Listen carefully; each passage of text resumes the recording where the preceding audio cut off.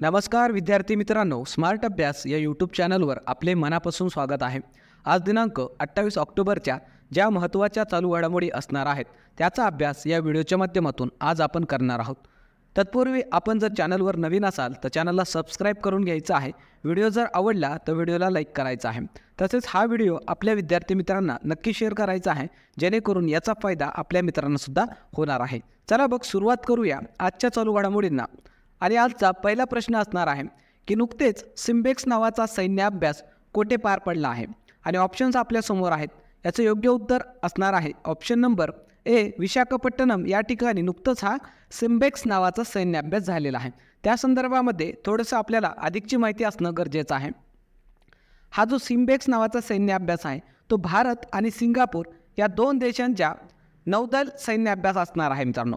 हे आपण लक्षात ठेवायचं आहे. याचा कालावधी असणार आहे 23 ऑक्टोबर ते 29 ऑक्टोबर 2024 या दरम्यान हा सैन्य अभ्यास पार पडलेला आहे किंवा सुरू आहे सध्या विशाखापट्टणम या ठिकाणी.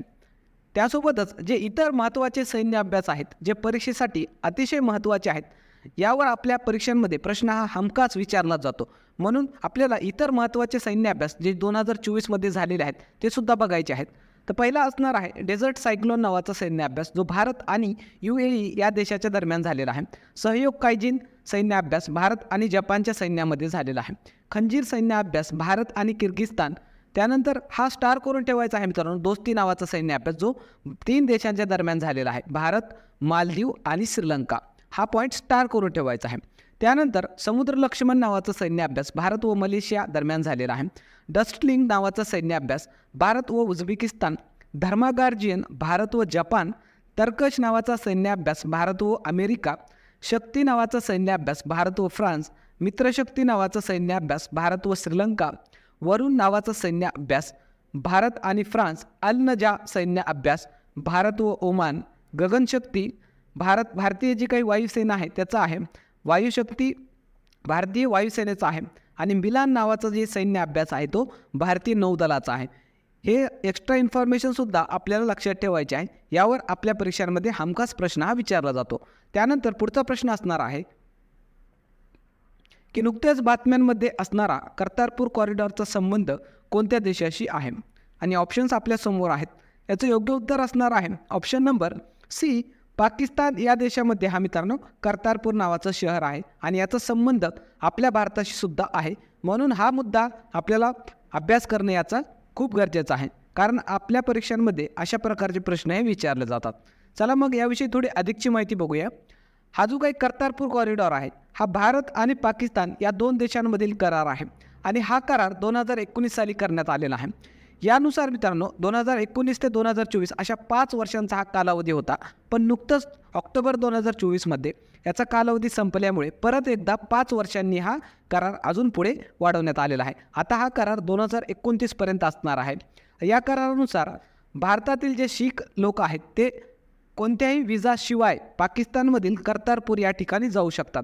कारण सध्या जे काही कर्तारपूर शहर आहे ते पाकिस्तानमध्ये आहे आणि त्या कर्तारपूर या शहरामध्ये शीखांचे जे पहिले जे काही गुरु होते मित्रांनो, गुरु नानक, ते त्या ठिकाणी राहायला होते किंवा त्यांनी त्या ठिकाणी वास्तव्य केलेलं होतं. म्हणून ते शीख धर्मीय त्या ठिकाणाला पवित्र स्थान मानतात आणि त्या ठिकाणी दरवर्षी ते जाऊन त्या ठिकाणी त्यांच्या जे काही धार्मिक हे असतात विधी ते पूर्ण करत असतात.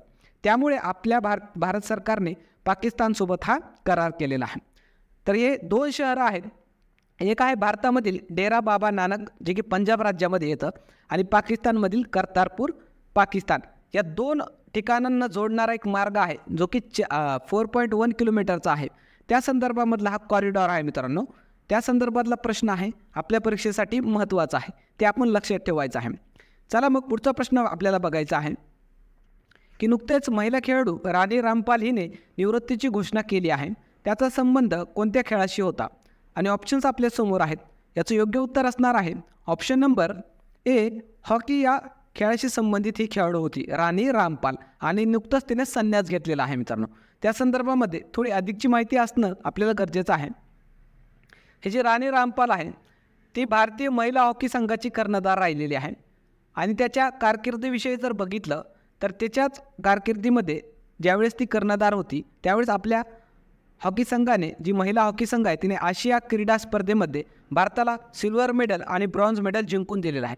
त्यासोबतच जे टोकियो ऑलिम्पिक झालेलं आहे त्यामध्ये भारतीय हॉकी संघ हा 4थ्या क्रमांकावर राहिलेला आहे. अशी काही कामगिरी याच्या कॅप्टन्सीमध्ये झालेली आहे भारतीय हॉकी संघाची, हे आपण लक्षात ठेवायचं आहे. त्यासोबतच राणी रामपालीला जे काही पुरस्कार मिळालेले आहेत त्यावर आपल्याला प्रश्न विचारला जाऊ शकतो. तर तिला 2 पुरस्कार मिळालेले आहेत. मेजर ध्यानचंद खेलरत्न पुरस्कार 2020ला आणि पद्मश्री पुरस्कारसुद्धा 2020ला देऊन तिचा सन्मान करण्यात आलेला आहे. त्यासोबतच 2024मध्ये जे इतर खेळाडू निवृत्त झालेले आहेत त्यावरसुद्धा आपल्याला परीक्षेमध्ये प्रश्न विचारण्याची शक्यता आहे. ते पण आपल्याला माहिती असणं गरजेचं आहे.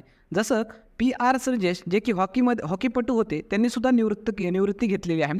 त्यानंतर साई प्रणीत जे की बॅडमिंटनपटू होते त्यांनीसुद्धा निवृत्ती घेतलेली आहे.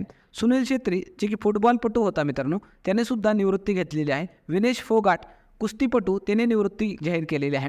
दीपा करमरकर जे की जिम्नॅस्ट होती तिनेसुद्धा या खेळामधून निवृत्ती घेतलेली आहे. हे एक्स्ट्रा इन्फॉर्मेशनसुद्धा आपल्याला लक्षात घ्यायची आहे मित्रांनो. त्यासोबतच पुढचा आपल्याला प्रश्न बघण्याच्या अगोदर तुम्हाला एक अतिशय महत्त्वाची इन्फॉर्मेशन सांगायची आहे मित्रांनो.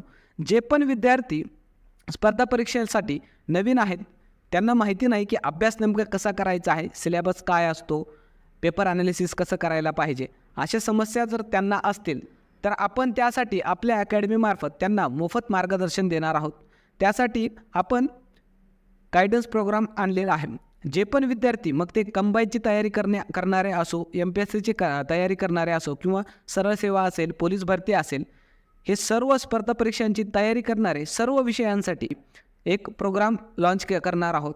त्याद्वारे तुम्ही आमच्या टीमशी बोलू शकता आणि जे काही तुमचे प्रॉब्लेम्स आहेत त्या ठिकाणी तुम्ही सांगू शकता. तुमच्या संपूर्णपणे अभ्यासामध्ये त्या ठिकाणी मदतही केली जाणार आहे. या ठिकाणी आपण स्क्रीनवर नंबर देत आहोत 7387 54 68 70 या व्हॉट्सअप नंबरवर तुम्हाला जर या प्रोग्राममध्ये जॉईन व्हायचा असेल तर तुम्ही त्या ठिकाणी मॅसेज करून विचारणा करू शकता. अतिशय मोफत असणार आहे मित्रांनो, कोणतीही फीज असणार नाही या प्रोग्रामसाठी. नक्की ज्यांना इच्छा आहे त्यांनी या ठिकाणी जॉईन करून घ्यायचं आहे. चला मग पुढचा प्रश्न आपण बघणार आहोत की नुकतेच एशिया HRD लाईफटाईम अचिव्हमेंट पुरस्कार देऊन कोणाला सन्मानित करण्यात आले आहे. आणि ऑप्शन्स आपल्यासमोर आहेत. याचं योग्य उत्तर असणार आहे option number C, MK Stalin यांना नुकतंच हा पुरस्कार देऊन सन्मानित करण्यात आलेला आहे. त्या संदर्भामध्ये थोडी अधिकची माहिती आपण बघणार आहोत. MK स्टॅलिन हे तामिळनाडू या राज्याचे मुख्यमंत्री आहेत आणि त्यांना मानव संसाधन प्रबंधनामध्ये त्यांनी असाधारण असं कार्य केल्यामुळे त्यांना हा पुरस्कार देऊन त्यांचा सन्मान करण्यात आलेला आहे. हे आपण लक्षात ठेवायचं आहे. त्यासोबतच 2024मध्ये जे महत्त्वपूर्ण पुरस्कार देण्यात आलेले आहेत ते सुद्धा आपल्याला बघायचे आहेत. तर ते पुरस्कार असतील मिस वर्ल्ड 2024ची विजेता ठरलेली आहे क्रिस्टिना पिचकोवा, मिस युनिव्हर्सची विजेता ठरलेली आहे सेनिस पलासियो, ज्ञानपीठ पुरस्कार 2023चा गुलजार आणि राम भद्राचारी यांना देण्यात आलेला आहे. MS स्वामीनाथन पुरस्कार BR कुंभोज यांना देण्यात आलेला आहे. 33वा सरस्वती सन्मान हा प्रभा वर्मा यांना देण्यात आलेला आहे. लता मंगेशकर पुरस्कार 2024 अमिताभ बच्चन यांना देण्यात आलेला आहे. दादासाहेब फाळके पुरस्कार 2024 मिथुन चक्रवर्ती यांना. त्यासोबतच मराठी बाल साहित्याचं जे काही साहित्य अकादमीद्वारे पुरस्कार देण्यात येतो तो देण्यात आलेला आहे भारत सासने यांच्या शमशेर आणि भूतबंगला या कादंबरीसाठी. आणि युवा साहित्याचा पुरस्कार देवीदास सौदागर यांच्या उसवन या कादंबरीसाठी. अतिशय महत्त्वाचे आहेत मित्रांनो हे साहित्य अकादमीचे पुरस्कार. हे दोन्ही पण आपण लक्षात ठेवायचं आहे, बाल साहित्य आणि युवा साहित्य, कारण यावर हमखास प्रश्न आपल्या परीक्षांमध्ये विचारला जातो साहित्य अकादमीच्या पुरस्कारांवर. चला मग पुढचा प्रश्न बघण्या अगोदर तुम्हाला व्हिडिओ कसा वाटला ते कमेंटमध्ये सांगायचं आहे. व्हिडिओ जर आवडला तर व्हिडिओला लाईक करायचा आहे. तसंच चॅनलवर नवीन असाल तर चॅनलला सबस्क्राईब करून घ्यायचं आहे. चला मग पुढचा प्रश्न बघणार आहोत की नॅशनल पॅरा स्विमिंग चॅम्पियनशिपमध्ये कोणत्या राज्याने प्रथम क्रमांक पटकावला आहे. आणि ऑप्शन्स आपल्यासमोर आहेत. याचं योग्य उत्तर असणार आहे ऑप्शन नंबर A, कर्नाटक या राज्याने नुकतंच जी नॅशनल पॅरा स्विमिंग चॅम्पियनशिप झालेली आहे त्यामध्ये प्रथम क्रमांक पटकावलेला आहे. त्या संदर्भामध्ये थोडी अधिकची माहिती पाहणं आपल्याला गरजेचं आहे. नॅशनल पॅरा स्विमिंग चॅम्पियनशिप 2024 ही 24वी चॅम्पियनशिप होती मित्रांनो. याचं आयोजन हे गोवा या राज्यामध्ये करण्यात आलेलं होतं. आणि ही जी चॅम्पियनशिप असते जे दिव्यांग खेळाडू असतात मित्रांनो, जे स्विमर असतात दिव्यांग, त्यांच्यासाठी ही स्पर्धाही आयोजित करण्यात आलेली असते. यामध्ये कर्नाटक राज्याने पहिला क्रमांक पटकावलेला आहे आणि महत्त्वाचा आपल्यासाठी दुसरा क्रमांक महाराष्ट्र राज्याने पटकावलेला आहे. हा स्टार करून ठेवायचा आहे. महाराष्ट्राचा या चॅम्पियनशिपमध्ये दुसरा क्रमांक आहे. त्यानंतर पुढचा प्रश्न आपण बघणार आहोत की नुकतेच संयुक्त राष्ट्र अर्थात युनायटेड नेशन्स डे कधी साजरा करण्यात आला आणि ऑप्शन्स आपल्यासमोर आहेत. याचं योग्य उत्तर असणार आहे ऑप्शन नंबर बी, 24 ऑक्टोबर रोजी नुकतंच संयुक्त राष्ट्र दिन साजरा करण्यात आलेला आहे. याविषयी थोडी अधिकची माहिती आपल्याला बघायची आहे. 24 ऑक्टोबर याच रोजी का? कारण 24 ऑक्टोबर 1945ला जे युनायटेड नेशन्स आहे त्याची स्थापना झाली होती, म्हणून हा दिवस युनायटेड नेशन्स डे म्हणून साजरा केला जातो. त्यासोबतच आपल्याला युनायटेड नेशन्स अर्थात संयुक्त राष्ट्राविषयी थोडी अधिकची माहिती असणं गरजेचं आहे. याची स्थापना ही 1995ला झालेली आहे. मुख्यालय न्यूयॉर्क या ठिकाणी, जे की अमेरिका या देशात आहे आणि सध्या प्रमुख आहेत अँटोनियो गुटेरेस. हे पण आपण लक्षात ठेवायचं आहे. त्यासोबतच जे युनायटेड नेशन्स आहे त्यामध्ये भारताचे स्थायी प्रतिनिधी म्हणून कोणाला नियुक्त करण्यात आलेलं आहे नुकतंच काही मागच्या काळामध्ये, ते आपल्याला विचारलं जाऊ शकतं. तर त्यांचं नाव आहे पी हरीश, जे भारताचे स्थायी प्रतिनिधी म्हणून त्या ठिकाणी नियुक्त करण्यात आलेले आहेत. हे आपण लक्षात ठेवायचं आहे मुद्दा. त्यानंतर पुढचा प्रश्न असणार आहे की नुकतेच दलित उपकोटा लागू करणारा भारतातील पहिला राज्य कोणता? आणि ऑप्शन्स आपल्यासमोर आहेत. याचं योग्य उत्तर असणार आहे ऑप्शन नंबर बी, हरियाणा या राज्यामध्ये नुकतंच दलितसाठी उपकोटा लागू करण्यात आलेला आहे आणि असं करणारा हा भारतातला पहिला राज्य बनलेला आहे. त्या संदर्भामध्ये थोडी अधिकची माहिती आपल्याला बघायची आहे. याद्वारे काय केलं जाणार आहे की जी काही अनुसूचित जातीचे लोक आहेत त्यांचं परत एकदा उपवर्गीकरण हे केलं जाणार आहे. याचा उद्देश काय आहे मित्रांनो, की जे अनुसूचित जातीचे रोजगारामधलं जे प्रमाण आहे ते वाढवण्यासाठी असं करण्यात येत आहे. कारण या लोकांना आजही रोजगारामध्ये खूप सारं कमी प्रमाण आहे, सरकारी रोजगार असेल किंवा इतर रोजगार त्यामध्ये, कारण हा पाऊल टाकलेला आहे. त्यासोबतच जाती आधारित जनगणना करणारे भारतातील राज्य कोणकोणते आहेत ते आपल्याला विचारलं जाऊ शकतं. तर जाती आधारित जनगणना करणारा पहिला राज्य होता बिहार, त्यानंतर दुसरा राज्य होता आंध्र प्रदेश आणि आत्ताच नुकतंच तेलंगणा तिसरं राज्य ठरलेलं आहे ज्या ठिकाणी जाती आधारित जनगणनेला सुरुवात झालेली आहे. हे पॉईंटसुद्धा आपण लक्षात ठेवायचे आहे. त्यासोबतच आता हरियाणाचा विषय आलेला आहे, तर हरियाणाविषयी आपण लक्षात ठेवायचं आहे. राजधानी आहे चंदीगड, मुख्यमंत्री नायब सैनी आणि राज्यपाल आहेत बंडारू दत्तात्रेय. त्यानंतर पुढचा प्रश्न आपल्याला बघायचा आहे की नुकतेच स्वीडन देशात भारतीय राजदूत म्हणून कोणाची नियुक्ती करण्यात आलेली आहे आणि ऑप्शन्स आपल्यासमोर आहेत. याचं योग्य उत्तर असणार आहे option number D, doctor Nina Malhotra यांची नुकतंच स्वीडन या देशामध्ये भारतीय राजदूत म्हणून नियुक्ती करण्यात आलेली आहे. त्या संदर्भामध्ये थोडी अधिकची माहिती बघूया. आता स्वीडनचा विषय निघालेला आहे, तर स्वीडनविषयी आपल्याला माहिती पाहिजे की राजधानी आहे स्टॉकहोम आणि चलन आहे स्वीडिश क्रोना. आणि या ठिकाणी छायाचित्रामध्ये आपण बघू शकता या आहेत त्या व्यक्ती ज्यांना स्वीडनचे या देशामध्ये भारतीय राजदूत म्हणून त्यांना नियुक्त करण्यात आलेलं आहे. त्यांचं नाव लक्षात ठेवायचं आहे डॉक्टर नीना मल्होत्रा. त्यानंतर ज्या काही कालच्या घडामोडी आहेत मित्रांनो त्याचा एकदा आपण जाता जाता क्विक रिव्हिजन या ठिकाणी करणार आहोत. तर कालचा आपण पहिला प्रश्न घेतला होता की नुकतेच भारताची 4थी आण्विक पाणबुडी लॉन्च करण्यात आली, त्याचे नाव काय आहे? आणि याचं योग्य उत्तर होतं ऑप्शन नंबर बी, S4 असं त्या आण्विक पाणबुडीचं नाव असणार आहे. त्यानंतरचा प्रश्न आपण बघितला होता की नुकतेच कालिदास सन्मान 2024 कोणाला जाहीर झाला आहे आणि याचं योग्य उत्तर होतं option number A, Raghupati Bhatt यांना 2024चा कालिदास सन्मान जाहीर झालेला आहे. त्यानंतरचा प्रश्न आपण बघितला होता की व्हिएतनामचे नवीन राष्ट्रपती कोण बनले आहेत आणि याचं उत्तर होतं option number C, Luong Cuong हे व्हिएतनाम या देशाचे राष्ट्रपती बनलेले आहेत. त्यानंतर पुढचा प्रश्न आपण घेतला होता की भारताचे नवीन 13वे बंदर कोठे उभारले आहे आणि याचं योग्य उत्तर होतं option number C, Great Nicobar या ठिकाणी हे 13वं बंदर भारताचं उभारलं जाणार आहे. याविषयी डिटेलमध्ये कालच्या व्हिडिओमध्ये आपण बघितलेलं आहे.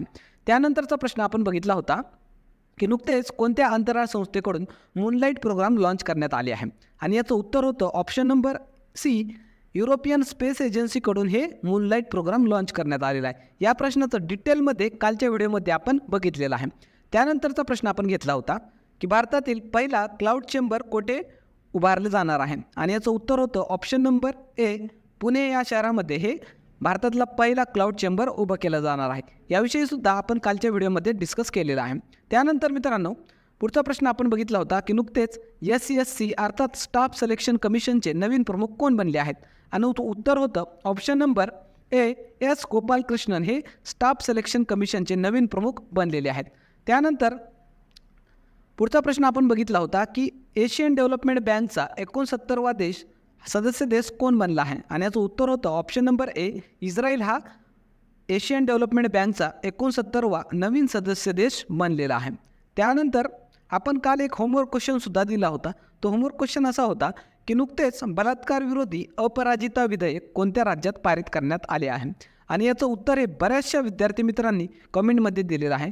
खरंच मित्रांनो, खूप आनंद आहे या गोष्टीचा, कारण मी जे काही होमवर्क क्वेश्चन म्हणून तुम्हाला क्वेश्चन देतो त्याला तुम्ही भरभरून प्रतिसाद देतात, प्रचंड प्रतिसाद देतात. त्यासाठी खरंच मनापासून आनंद होतो. असंच हेल्दी कॉम्पिटिशन तुमच्यामध्ये राहू द्या, त्यामुळे तुम्हालाच तुमच्या परीक्षांमध्ये फायदा होणार आहे. म्हणून जे विद्यार्थी उत्तर देत नाहीत त्यांनीसुद्धा उत्तर देण्याचा प्रयत्न करायचा आहे, कारण मित्रांनो, जे परीक्षेसाठी अतिशय महत्त्वाचे प्रश्न असतात तेच आपण होमवर्क म्हणून या ठिकाणी घेत असतो. चला मग आजच्या या प्रश्नाचं उत्तर आपण बघणार आहोत. याचं योग्य उत्तर असणार आहे ऑप्शन नंबर बी, पश्चिम बंगाल या राज्याने हा बलात्कार विरोधी अपराजिता विधेयक पारित केलेला आहे. त्यानंतर आजचा चालू घडामोडीचा प्रश्न असणार आहे की नुकतेच मिस इंडिया युनिव्हर्स 2024चा किताब कोणी जिंकला आहे, आणि याचे ऑप्शन्स आपण या ठिकाणी दिलेले आहेत. याचं उत्तर सर्व विद्यार्थी मित्रांनी कमेंटमध्ये द्यायचं आहे. कोणीही उत्तर न देता पुढे जायचं नाही, कारण मित्रांनो, तुमच्यासाठीच अतिशय महत्त्वाचे प्रश्न हे आपण बनवत असतो. बघूया किती विद्यार्थी मित्रांना या प्रश्नाचं उत्तर हे माहिती आहे. चला मग थांबूया या ठिकाणी, पुन्हा भेटूया एका नवीन व्हिडिओसह. तोपर्यंत जर व्हिडिओ आवडला तर व्हिडिओला लाईक करायचा आहे. चॅनलवर नवीन असाल तर चॅनलला सबस्क्राईब करून घ्यायचं आहे. तसेच आपलं टेलिग्राम चॅनल आहे स्मार्ट अभ्यास 555. त्या ठिकाणी आपण लेक्चरच्या मोफत नोट्स आणि इतर जे काही स्टडी मटेरियल असतं ते टाकत असतो. त्यासाठी आपल्या टेलिग्राम चॅनलला तुम्ही जॉईन करून घ्यायचं आहे मित्रांनो. चला मग थांबूया, पुन्हा भेटूया एका नवीन व्हिडिओसह. तोपर्यंत धन्यवाद.